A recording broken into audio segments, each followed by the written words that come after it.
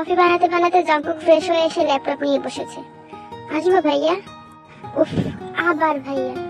মহারানী আসুন। তে ঘরে ঢুকতেই জঙ্কুক বলল, দরজাটা লক করে ভিতরে আয়। কেউ কিছু বলবে না? না, বলবে না। মা টিভি দেখছে আর ভাবি নেকলেসতে তো খুশি। এখন অন্তত 1000 খানেক সেলফি তুলবে আর বান্ধবীদেরকে পিক পাঠাবে। 1 ঘন্টার আগে রুম থেকে বেরই হবে না। সো প্রশ্নই ওঠে না কারো আসার। তাই তোকে নিয়ে ভাবার সময় এখন কারো নেই। দরজাটা লাগিয়ে আয় আমার কাছে। তেও তাই করলো। জঙ্কুককে কেমন যেন অন্যরকম লাগছে, শান্তশিষ্ট। হয়তো মন খারাপ, তাই তে পাশে গিয়ে বসলো। জঙ্কুক ফোনটা হাতে নিয়ে বলল, দেখ একটা ফেসবুক অ্যাকাউন্ট আছে, #গল্পের ছ গ্রুপে অ্যাড হয়ে স্টোরি করিস। আর যখন মন খারাপ হবে গ্রুপে আপুদের সাথে শেয়ার করিস, দেখবি মন ভালো হয়ে যাবে। এই অ্যাকাউন্টটা তোর ডায়েরি মনে করবি, নিজের সব সুখ দুঃখ লিখে রাখবি। তাছাড়া ইন্টারনেটে সবকিছুই আছে, যা খুশি দেখিস। গেম খেলিস তাহলে একা একা লাগবে না। আর যা করার ফোন দিয়ে করবি, টিভি দেখার দরকার নেই। আর কখনো ভাবির ঘরে যাবি না, ঠিক আছে? এখন থেকে ফোনের সাথে সময় কাটাবি, কারোর সাথে কোনো কথা বলার দরকার নেই। সত্যি এটা আমার অ্যাকাউন্ট? জঙ্কুক হুট করে তের একটা ছবি তুলে অ্যাকাউন্টে সেভ করে দিয়ে বলল, এটা তোর অ্যাকাউন্ট, কিন্তু আজে বাজে ফ্রেন্ড বানাবি না, ঠিক আছে? আচ্ছা, কিন্তু বিশ্বাস করুন আমি ভাবির নেকলেস নেইনি। আমি জানি তুই নিয়েছেন আর নেকলেসটাও হারাইনি। তাহলে নতুন কিনে দিলেন যে? ওনাকে গিফট না দিলে তোর ফোন নিয়ে বাড়িতে মারামারি শুরু হয়ে যেত, তাই দিয়েছি। এখন কেউ আর কিছু বলতে পারবে না, তাই দিয়েছি। আর এজন্য এতগুলো টাকা খরচ করলেন? বেশি কথা আমার ভালো লাগে না তে, এখন যা আমার ঘর থেকে।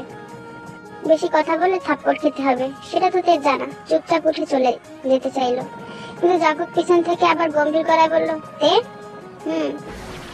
আমি যে তোকে মারি খুব খারাপ লাগে তাই না? কই না তো। এটা নিয়ে আমি কি কখনো কিছু বলেছি? আপনি কেমন সেটা তো আমি ছোট থেকেই জানি।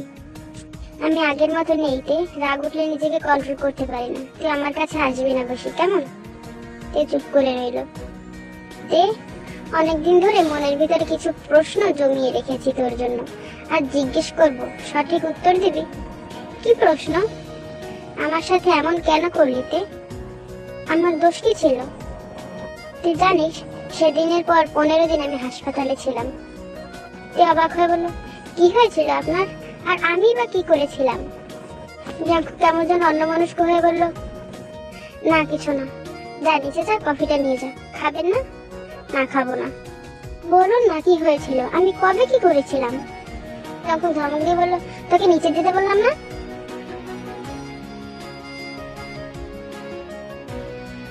তের প্রশ্নের উত্তরগুলি জানতে ইচ্ছে করছে, কিন্তু জঙ্কুক তো উত্তর দেবে না। বুঝতে পেরে তে ঘর থেকে চলে গেল। রাতে সব কাজ শেষ করে তে নিজের ঘরে গিয়ে জঙ্কুককে খুলে দেওয়া আইডিটার টাইমলাইনে নিজের বলতে না পারা সব মনের কথাগুলো লিখে রাখলো। কিন্তু সবকিছু অনলিমিট করে রেখেছে যাতে কেউ দেখতে না পারে। কিন্তু তে তো ভুলেই গিয়েছে যে জঙ্কুকের কাছে ওর আইডির পাসওয়ার্ড আছে। তে সকালবেলা সবাই ঘুম থেকে ওঠার আগে সব কাজ শেষ করে ফেলেছে যাতে ফোনের সাথে সময় কাটাতে পারে। তে যে সকালবেলা উঠে সব কাজ করেছে সেটা জিন দেখেছে, তাই এখন আর কিছু বলছে না। সবাই টেবিলে নাস্তা করছে আর তে নিজের ফোন নিয়ে ব্যস্ত। কিন্তু হঠাৎ জঙ্কুকের চিৎকারে সবাই চমকে উঠল। জঙ্কুক তার মাকে ডাকতে ডাকতে নিচে এলো। তাকে দেখেই বোঝা যাচ্ছে কিছু একটা গন্ডগোল হয়েছে। জঙ্কুক চিৎকার করে জিজ্ঞেস করলো, মা সকালে আমার ঘরে কে ঢুকেছিল? আমরা কেউ তো যাইনি, সবাই তো কেবলই উঠলাম। কেউ তো অবশ্যই গিয়েছিল। হ্যাঁ, তে গিয়েছিল পরিষ্কার করতে। যা ভেবেছিলাম তাই। জঙ্কুক তের কাছে গিয়ে বলল, কানের দুলটা দে তে। তে অবাক হয়ে বলল, আপনার কানের দুল তো কানেই আছে, আমি কোথা থেকে নেব? তোর কি মনে হচ্ছে আমি ফাজলামি করছি? মার খাওয়ার আগে দুলটা দে, ওটা আমার কাছে খুব মূল্যবান। আমি সত্যিই জানি না দুলটা কোথায়, আমি নেইনি ভাইয়া। জঙ্কুক তের গায়ে ঠাস করে একটা থাপ্পড় দিয়ে বলল, রাতে ঘুমানোর সময় আমি ইয়াররিংটা হাতে নিয়ে ছিলাম, সকালে অন্য কেউ আমার রুমে যায়নি, তাহলে কোথায় গেল দুলটা? এতটাই ব্যথা পেয়েছে যে সাথে সাথে কেঁদে দিয়েছে। আপনি আমাকে চোর বলছেন? আপনি কি 2 কানে দুল করেন? একটা দুল নিয়ে আমি কি করব? আমি কি বলেছি তুই চুরি করেছিস? তুই দুলটা আমার খুব দরকার, ফাজলামি করিস না, দে প্লিজ। আমি নিইনি দুলটা। ঘর ঝাড়ু দেওয়ার সময় পাসনি? না। ময়লা কোথায় ফেলেছিস? ময়লা তো সকালেই ময়লাওয়ালা এসে নিয়ে গিয়েছে। কি? ভীষণ রেগে গিয়ে জঙ্কুক বলল, শুনতে আজ যদি আমি দুলটা না পাই তাহলে তোর কি অবস্থা করবো তুই ভাবতেও পারছিস না। বলে জঙ্কুক বাইরে চলে গেল। তের তো মাথা কাজ করছে না, সে কোনো দুল নেয়নি। তের ভয় লাগছে জাঙ্কুক যা রক্তটা তার কপালে দুঃখ আছে। প্রায় 1 ঘন্টা পর জাঙ্কুক বাসায় ফিরেছে। তন্ন তন্ন করে খোঁজার পরও দুলটা পায়নি, তাই তার মন খারাপ। জাঙ্কুকের মা জাঙ্কুককে খেতে দিয়েছে, কিন্তু সে খায়নি। দেখেই বোঝা যাচ্ছে তের উপর প্রচুর রেগে আছে। এত মন খারাপের কি আছে, আবার রাত নতুন একটা কিনে নিও। তুমি বুঝবে না মা, বলে জাঙ্কুক উপরে চলে গেল। জাঙ্কুকের মন খারাপ দেখে তে একটা বক্স হাতে নিয়ে জাঙ্কুকের রুমে গেল। ভাইয়া, এগুলো সব আমার দুল, আপনার যেগুলো ভালো লাগে সেগুলো নিয়ে নিন, তবুও রাগ করে থাকবেন না প্লিজ। তাই নাকি, দেখি, বলে জাঙ্কুক বক্সটা হাতে নিয়ে সবগুলো দুল দেখে বলল, বাহ, বেশ ভালো তো, আমার এগুলো সবগুলোই লাগবে, দিয়ে যা। কিন্তু আমার ওই দুলটাও চাই। আপনি এত বড় বড় দুল নিয়ে কি করবেন? ছোটগুলি রাখুন, বাকিগুলো আমায় দিয়ে দিন। বিশ্বাস করুন, আমি আপনার দুলটা নেইনি।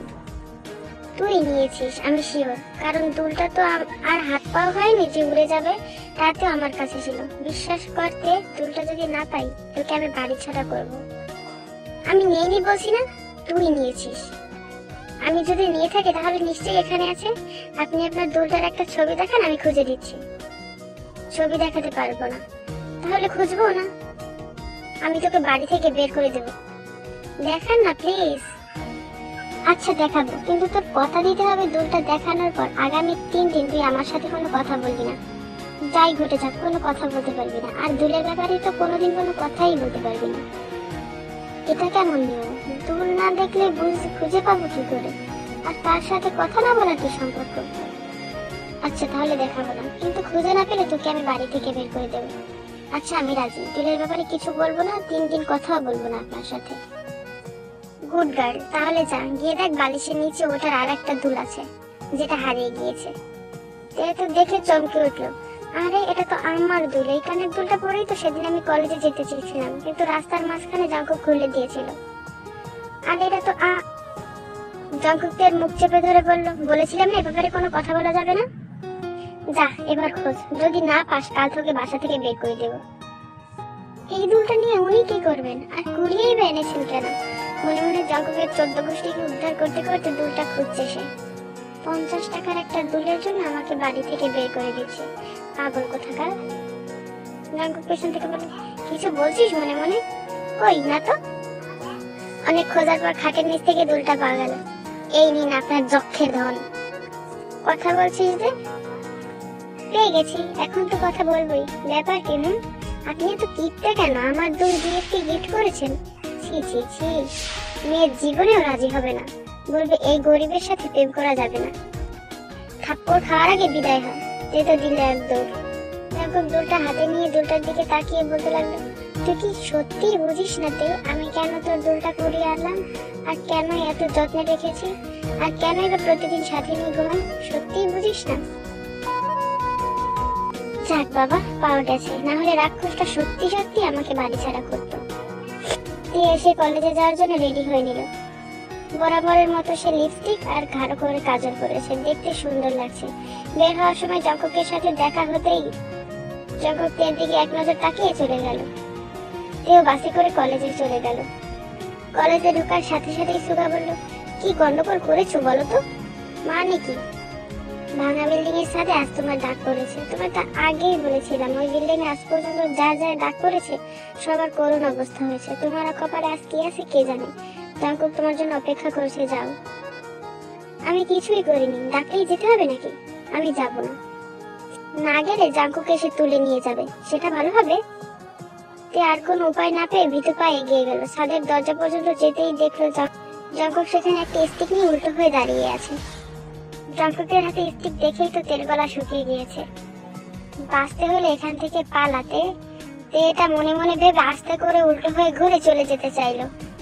তখনই পিছন থেকে জাঙ্কুক বলে উঠল, পালানোর চেষ্টা করলে লাভ নেই, যেখানেই যাবি ধরে আনবো। আমি তো আপনার কাছেই যাচ্ছি, পালাবো কেন? কিন্তু আপনি ওদিকে মুখ করে দাঁড়িয়ে আছেন কেন? কি দেখছেন ওদিকে? আর আমাকে দেখলেন কি করে এদিকে না ঘুরে? সেটা তো না জানলেও চলবে, এদিকে আয়। দেখুন আমি কিছুই করিনি। হ্যাঁ, তাহলে ভয় পাচ্ছিস কেন? কাছে আয়। সে বেশ সাহস নিয়ে এগিয়ে গিয়ে বলল, যা বলা তাড়াতাড়ি বলুন, আমার এত সময় নেই। কি করছেন এসব? আমি কি আপনার বিয়ে করা বউ নাকি? কেন হবে? তুই তো আমার ছোটবেলার বোন হোস, তাই না? আমি চাই না তুই লিপস্টিক পর আর ছেলেরা তোর ঠোঁটের দিকে তাকিয়ে থাকুক, সেজন্যই মুছে দিলাম। এভাবে কেউ লিপস্টিক মোছে? হ্যাঁ মোছে। দেখ একটু লিপস্টিক নেই তোর ঠোঁটে, থাকবে কি করে? আপনি তো সব খেয়ে ফেলেছেন। সেদিন ভালোভাবে মুছতে বলেছিলাম, শুনলি না। এবার থেকে যতবার লিপস্টিক পরবি তোর সাথে এমনটাই হবে, মনে রাখিস। বলে জাঙ্কুক চলে গেল। তে বাইরে এসে মনে মনে ভাবছে, মুখ ফুটে বলছেন না আপনি যে আমায় ভালোবাসেন? এই জন্যই তো ভাইয়া বলে ডাকি। আমি তো জানি আপনি আমায় ভালোবাসেন, আপনার সব আচরণেই বুঝি। কেন আমার দুল আপনার এত প্রিয়? কেনই বা আমাকে কেউ কিছু বলে সহ্য করতে পারেন না? আমি সবই তো বুঝি, কিন্তু এত লুকোচুরি কিসের? বলেন না বলেই তো আমি আপনাকে লাগাই, একটা আবার বলে দিলেই তো হয়। আপনি কি বোঝেন না আমি আপনাকে ভালোবাসি? জঙ্কুক থেকে ভালোবাসি কিনা এটা নিয়ে একদিন তের মনে যথেষ্ট সন্দেহ ছিল, কিন্তু আজ এভাবে লিপস্টিক মোছার পর সব সন্দেহ উবে গিয়েছে। ভালোবাসা ছাড়া একটা মেয়েকে এভাবে টাচ করার মতো ছেলে জঙ্কুক না, এটা ভেবে তের খুব আনন্দ লাগছে। এদিকে জঙ্কুকও অনেক খুশি, তার অনেক দিনের ইচ্ছা আজ পূরণ করে ফেলেছে সে। ছাদ থেকে নেমে সোজা হয়ে ক্লাসে গিয়ে সেখানে গিয়ে আরো একটা সুখবর শুনলো, কলেজ থেকে ট্যুরে নিয়ে যাওয়া হবে, তাও বড় ছোট সব ক্লাস একসাথে। খবরটা শুনেই তের মনে লাড্ডু ফুটছে।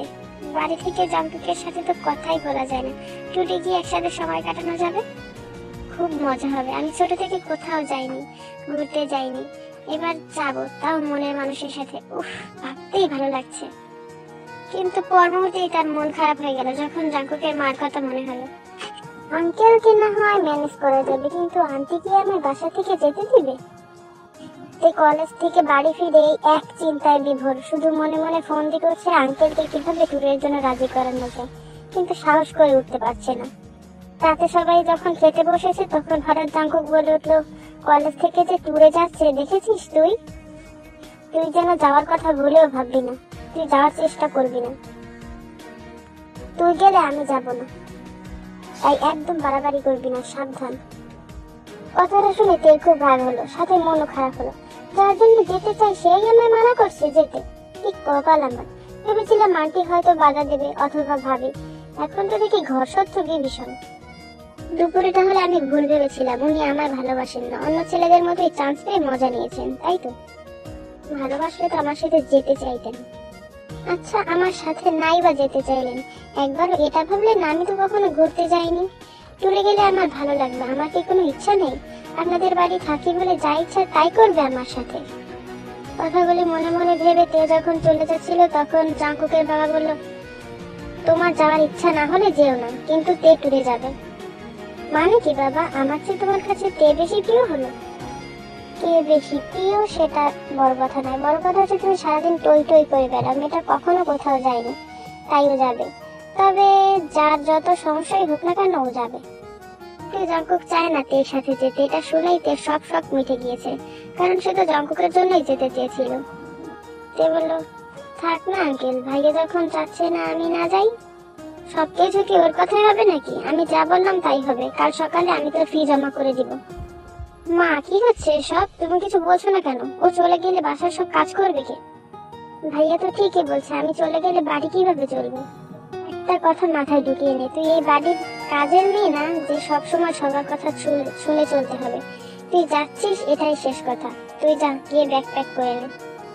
জিন কিছু বলতে যাবে তার আগেই আরএম বলে উঠল, এ ব্যাপারে আমি কারো কোনো বক্তব্য শুনতে চাই না, এই বাড়িতে আমি যেটা বলবো সেটাই হবে, সবাই কান খুলে শুনে নাও। তেল যাওয়ার বিষয় নিয়ে যদি কেউ কোনো একটাও বাড়াবাড়ি করো তার জন্য এই বাড়ি দরজা চিরদিনের জন্য বন্ধ হয়ে যাবে, এটাই ফাইনাল।